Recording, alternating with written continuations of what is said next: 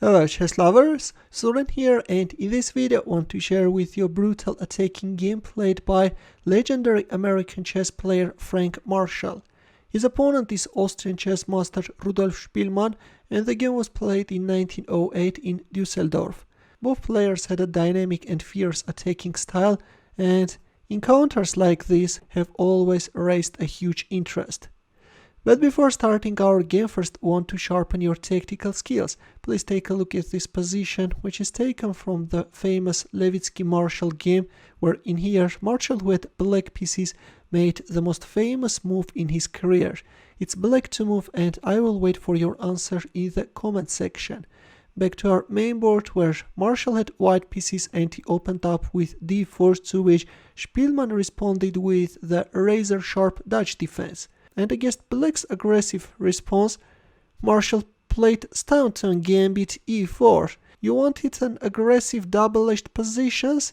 Then get it, Mr. Spielmann, who is known as the master of attack, you know? F takes e4, so black accepted the gambited pawn, knight c3, knight f6, bishop g5 and c6. Other popular alternative is knight c6. Yeah, nowadays this is more popular, but in our game after bishop g5 we have c6. With this move black wants to activate his queen, either by going for queen b6 or queen a5. Or in some lines we can also see knight a6, knight c7 maneuver. Meanwhile in our game we have f3, so a standard idea in Staunton Gambit. By going for a pawn sacrifice, white wants to open up the f-file and, relying on that fact, organize the attack. He takes f3, which is allowing white to get very dangerous attacking chances. Well, after playing c6, playing d5 looks more logical, or queen b6, queen a5 are also good moves, but instead we have e takes f3. By the way, black could also play e3, with which black is giving back the one pawn, and as this white pawn remains on f3, this is somewhat hindering white's development. But in our game we have e takes f3 and knight takes f3. So white managed to open up the f-file, and all this looks scary. e6, not the best continuation. Playing g6, fianchettoing the dark squared bishop and then castling kingside is better, but instead we have e6. Bishop d3, bishop e7, white castled kingside, and d6. Well, already at this point, castling kingside can be very dangerous, because white can answer with queen e1 followed by queen h4, and yeah, white is getting very dangerous attacking chances. That's why in our game we have d6 and queen e2.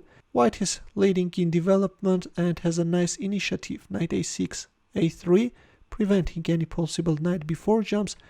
White needs this bishop when organizing the attack.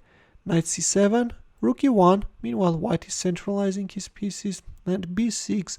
Well, and if we have a look at the board, black has an awkwardly placed pieces. Yeah, I really don't like the way black pawns are lined up on the 6th rank, and still black king is in the center. Knight h4. White is opening up the f-file for the rook, and already knight e4 can be a nice threat. In some cases knight f5 can also be played. And now, for example, if we move like bishop b7, then white can play knight e4. Let's take a quick look at this variation. For example, now if knight takes e4, then queen h5 check is coming, and if king d7, then bishop takes e7. Yeah, you have to play g6, but in the end of the day, white is getting a totally dominating position. Bishop takes e4, and looks like that this is going to be very hard for black to neutralize white's attack. But anyways, I have to tell you that this line starting with bishop b7 is better for black than the one which we see in our game. In our game, Spielmann played king d7, which seems to be a very strange move, and knight f5. There it goes, guys. White is landing the first heavy punch. Black can't accept the piece sacrifice because after bishop takes f5, black's position collapses. After the exchange of light squared bishops, white has this rook takes f6 move. Yeah, the game is over. If here, then bishop takes e7. This is a total destruction, guys. How are you going to neutralize this threat, for example? Also, discovered checks can follow. In our game after knight f5, that's why we have queen f8 and knight takes e7. White is removing a very essential defensive piece, after which this time is intensifying the pin. Rook f8, knight takes f6, check, g takes f6, queen f3. Already white wants to win this pawn, and also we have another nasty pin. Knight e8, after which black's position collapses quickly. At least at this point it was better to offer the exchange of light-squared bishops, trying to get of this active piece. If bishop takes f6, then bishop takes d3, and in this case black can prolong his resistance. Yeah, black's position looks solid. But in our game after queen f3 we have knight e8, and as we have reached the critical position, please pause the video and try to find Marshal's next move. Ready? In here, Frank Marshal captured on e6, sacrificing the rook. Look at this beauty, guys, and it turns out that the rook is untouchable. Black played queen f7, but let's take a look. What if, for example, queen takes e6, and this is simple. Bishop f5 is winning. And if king takes e6, then white is starting to harass black king. Queen f5 check, and then queen takes h7. If here, then bishop g6 is coming. Yeah, the game is over. f5, rook e1, and then once black is losing his queen, checkmate is just a matter of moves. That's why in our game after rook takes e6 we have queen f7 and rook e4. Marshal comes up with a very interesting idea. He wants to switch his rook into the attack from the h file. Bishop b7, rook h4, hitting on h7. And also we have a nice pin, right? Black's position is totally demoralized, guys. Knight g7, there it goes, rook takes h7.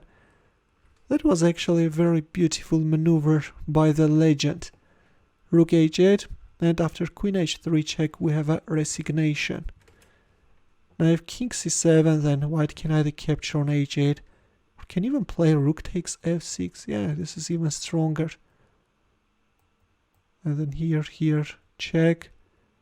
And then either queen takes h8 or queen d7 with a mate to follow. That's why finally on move 22, after queen h3 check, Spielmann resigned.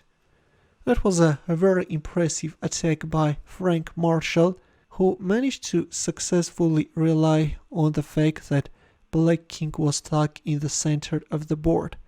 That rook takes e6 simply blew into pieces black's position.